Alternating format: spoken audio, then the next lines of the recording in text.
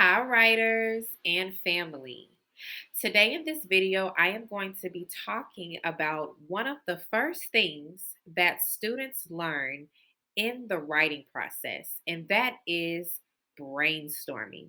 Okay, so I'm going to be sharing today how I typically address the topic of brainstorming with my students. And this will be an ideal video for any students or any parents or even teachers that may have trouble with getting your students to come up with ideas on what to write about when given a topic. Okay, so you can use brainstorming if you're free writing or for topics, but today I want to specifically focus on topics or compositions, getting students to come up with ideas, because sometimes that can be the hardest part. It's coming up with an idea. And then when coming up with an idea, making sure that you know enough about that idea to actually write a story. So that's what I'm going to be talking about today in ways that I make it fun. So there are many ways that I teach brainstorming to students, but I'm just going to share one of those ways today. Okay. So one of my questions that I have is, have you ever been in a storm? What type of storms have you been in? Are storms usually clean or are they pretty messy? And then this gets students talking and thinking about storms. And there's different types. There's tornadoes, there's hurricanes, there's blizzards, there's thunderstorms, and the list really goes on. And ultimately, no matter what type of storm it is, even if it's just rain, they're all pretty messy. And sometimes they can cause things in the outside world to kind of be all over the place. And I want to get students talking, saying things like it gets kind of all over the place and it gets messy because that means I get to slide in. Did you know that in writing, brainstorming is just like a storm that's going off in your brain? Now, of course, your brain is not raining, it's not having lightning, okay? There's no snow going on in your brain, but it's like a storm in a sense that coming up with ideas, it gets messy sometimes. Sometimes it's not very organized, and sometimes it's all over the place. And guess what? The best part about brainstorming is that it's okay. You do not have to write in complete sentences when you brainstorm. You don't have to use correct punctuation or correct spelling or all of that. It can be messy. Okay, and this is something that I want to emphasize to my students and let them know that brainstorming is just the part of writing where you get all of your ideas out on paper, okay, that you can come up with. All right, and typically, depending on the student, and you know your students best, some students need a limit. So come up with five messy ideas or three messy ideas. Okay, for your students that take a little bit longer to think, maybe narrow it down to three. Okay, for the ones that are quick thinkers on their feet, maybe four or five, or maybe not even give them a number. Just let them kind of go with it until they stop. Okay, so the topic that I am going to be demonstrating today is write about a time where you felt thankful. Okay, so let's say this is the prompt to write about a time you felt thankful. What I would typically do with my students is we would first circle the word felt and then we would circle the word thankful.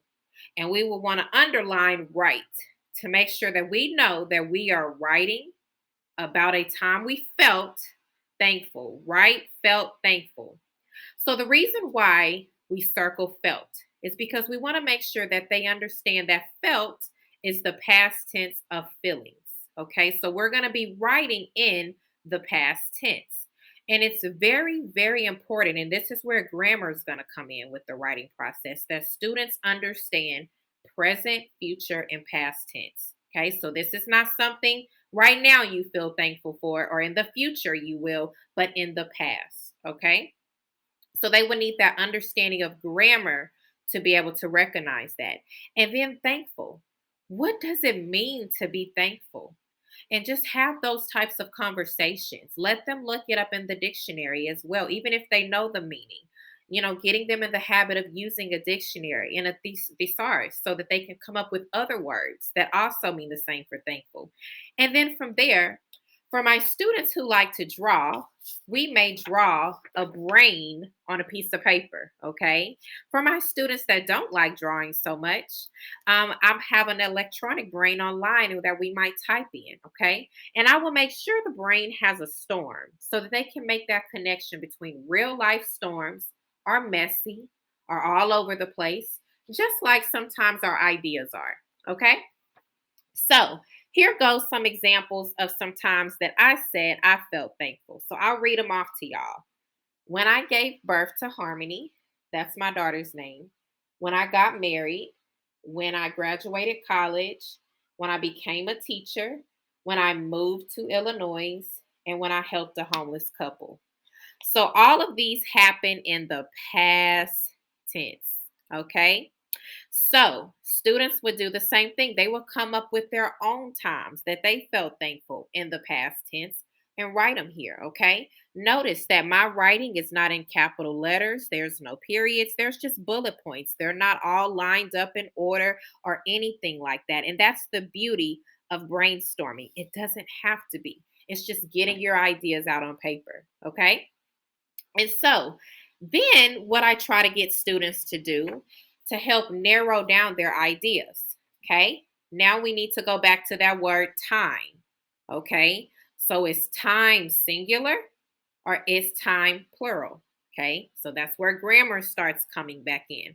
Oh, well, time is singular. Okay. So that means that if it's singular, is it one or is it more than one? It's one. Okay. So that means that we need to pick one idea to write about. So you guys see how I use the topic. We really broke down each word and paid very attention to the tense, if it's singular or plural, vocabulary, and what the words mean. Okay. So there's a process to writing. Okay. And these are all things that are learned through grammar lessons. Okay. Before we even get to the composition part. Okay. So from now, for here, excuse me, we're going to choose one topic, okay, to write about a time that we felt thankful.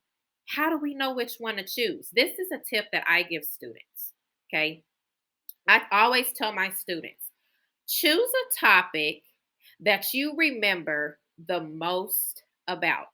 Okay? So do not choose if you are choosing a topic and you don't remember that many details about it, do not choose that topic. So that's rule number 1, okay? Rule number 2, you want to choose a topic that you're interested about. Okay? So you don't want to choose a topic that was really a boring experience for you, or you don't have anything that's going to make you feel excited or good about writing it. You want to choose something that's interesting to you, right? And then the third thing I always tell students is that, because some students say, well, I can't really think of anything. It's okay to make up different topics when it comes to brainstorming. Okay, so it is okay to just kind of come up with the topic. You know what I mean? Unless it is informational or it's stated that it must be true, it's okay to think of, a past tense topic that you could make up of a time that you were thankful. Okay. So the main things I emphasize with students is choose something you know the most about. Choose something that is interesting to you that you're going to be excited about writing about. And even if you're having trouble choosing an idea from your bank after knowing those first 2 rules, it's okay to make up something. Okay, that will be interesting and that you could come up with a lot of details about. Okay, because you're going to want your story to be interesting and full of details, and you're going to want to enjoy writing it. So for me, the topic I would choose is when I gave birth to Harmony. This was probably the topic that's the most exciting for me. This is the topic that I remember the most about, and I know that I'm going to enjoy it. Okay, so that will be the one that I circle. So now I've used brainstorming to choose my topic to write about. Okay, so this is an activity that you could try with your students at home or in the classroom if they are stuck coming up with ideas on what to write. And as always, check out my website, www.lcbtutoring.com, and look at my blog about writing for more details and tips.